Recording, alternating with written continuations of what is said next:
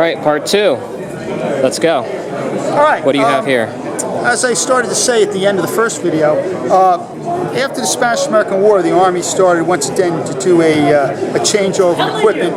The war showed the shortcomings in the equipment and the clothing. So starting from around 1902 onwards, the Army was pretty much adopted to khaki, and they were starting to drift a little bit away from the navy blue. So by the time of World War I, the Army pretty much had a summer weight uniform. It was in a cotton drilling in a drab color, and they also had a wool uniform in an olive drab or OD green. And this is your basic World War I uniform. They got away from straight leg trousers and used what are referred to as breeches. They lace at the calves. Tight fitting around the calves, get kind of baggy as they work their way up. The blouse, pretty much kind of stayed in lines with the old wool service blouse, but subdued buttons. Shiny brass was now gone. It has what's called a stand collar, still has the shoulder straps. These have 4 pockets on them. Unlike the regular blue service uniform, it didn't. The olive drab service uniform had 4 patch pockets or bellows pockets on it, depending upon the model that was in use at the time.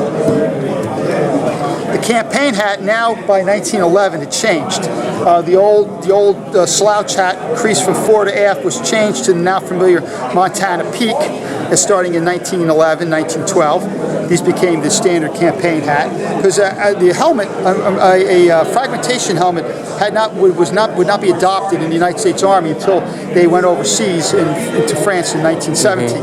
The shirts now changed from the OD, from navy blue to an OD color.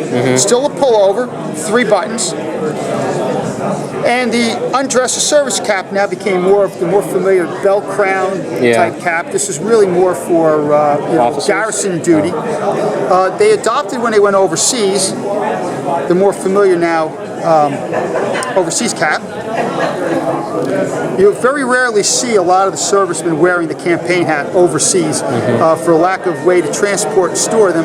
The more familiar what became, pretty much what was worn by the men is the more of it's on a French and Serbian style. The small overseas cap would be worn. Now, with these hats here, were those reserved to officers? No, this is an enlisted men's. This is a visored cap. This is more for formal wear.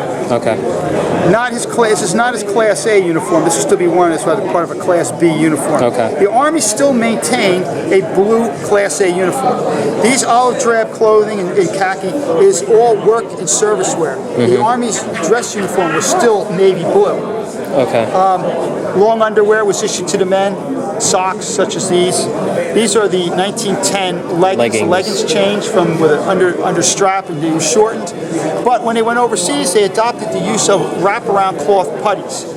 They found that these were worked a little bit better. The soldiers had trouble with these in the sodden and mud-laden trenches. They went more to a wraparound puttee, which a lot of the soldiers in France and the Germans were even using, and the British were all using. Cloth canvas leggings kind of fell to the wayside, and wraparound puttees were being worn. Okay. And this right here is an example. This is an example of an early war soldier. This is pretty much how soldiers would have looked in this country before embarking to Europe. And he's pretty much wearing the 1912, 1910 gear, the 1910 leggings, and the service uniform that I just described with the campaign hat. Okay. Only real change to this uniform here would be the omission of the campaign hat, and the canvas leggings, the 1910 leggings, would have been exchanged over for using the cloth puttees. Okay. Service shoes now, these are the 1917 service shoes. They were hobnailed, made of brown rusted leather. When you say hobnail, what does it mean? Here's your hobnail. And also the shoes normally had an inlaid in heel plate. This was to extend the life expectancy of the sole. Walking on ground, it keeps the leather sole from wearing out. You have to wear through all these studs. So it extends the life of the shoes. Maybe it would give you a little more grip if you were on, for traction. Okay. But pretty much they were there to extend the life of the service shoe. Okay. New to the American equipment was a gas mask. This is a model 1917 or 1917 gas mask. It was patterned after the British box respirator. The British gas masks look very similar to these. In fact, some U.S. soldiers did get issued British masks, but this is a U.S. pattern 1917 gas mask. Okay. Equipment. The old hanging off the side haversack, blanket bag, all that was put to the wayside beginning in 1910.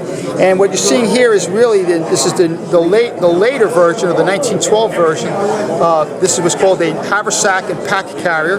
This is what a soldier would be required to carry his ground cloth or his shelter tent, and his blanket, his toiletries, and the other personal items that he would need would have to be bundled up into this pack. It has to be attached to the cartridge belt to be worn. It cannot be worn as a regular knapsack. And this is right here, the cartridge belt. This is the cartridge belt, but this is a model 1917. They no longer were using the Eagle snaps. They went to what's called Lift the Dot.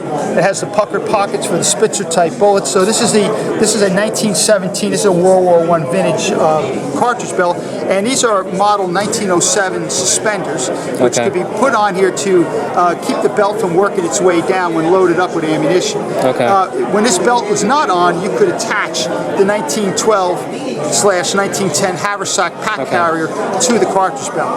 Would you say this would be early web gear? No, this would be in lieu of if you were on garrison duty or you would be wearing, you were somewhere where you need to carry your pack, you would wear the combat suspenders just to keep the belt up on you. Okay. Once you went into combat, you would have the full regular haversack and pack carrier would be attached to the cartridge belt. All right.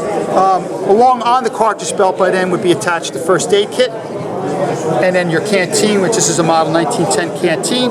The old round spheroid canteen was made obsolete in 1910. Yeah. This was the new 1910 canteen.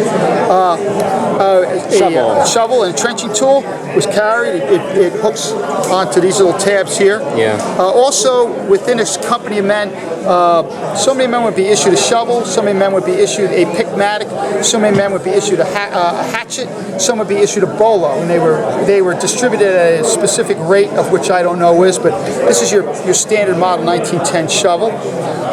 Non-commissioned officers could wear this pouch on the back in lieu of the shovel. Now, there's a lot of controversy and opinions about what was actually carried in here.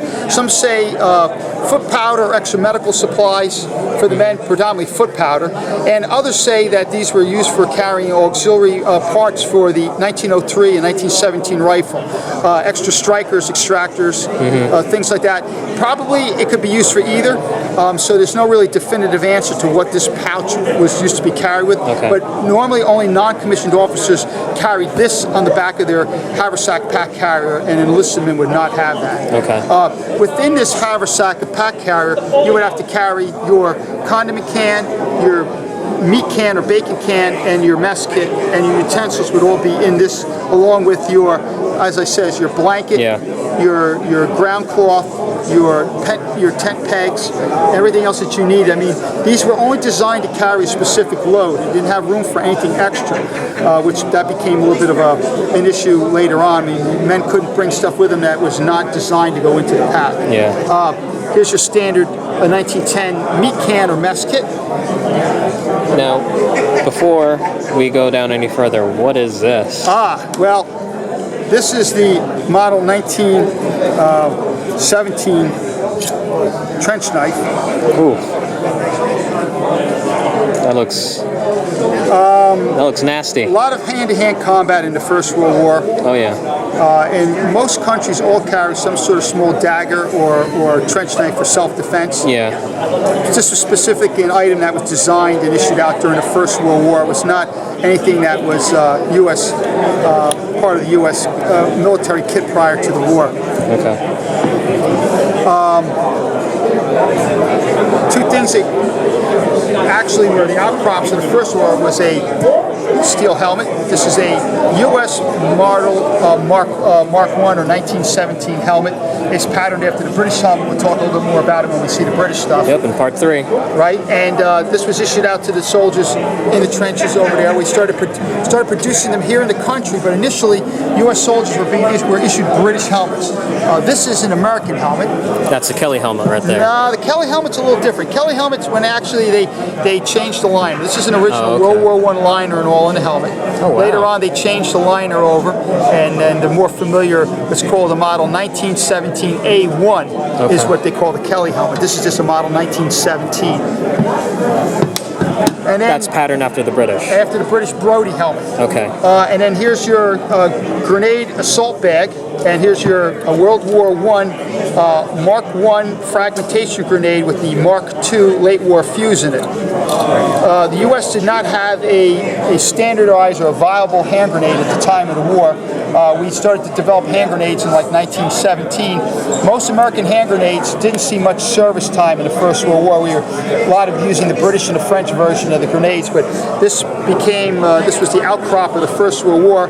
This later developed into the Mark II fragmentation grenade, which was used all the way up through the end of the Korean War. Okay. The familiar pineapple fragmented grenade, but this is a World War I Mark I body with a World War I Mark II fuse assembly in it. Wow, okay.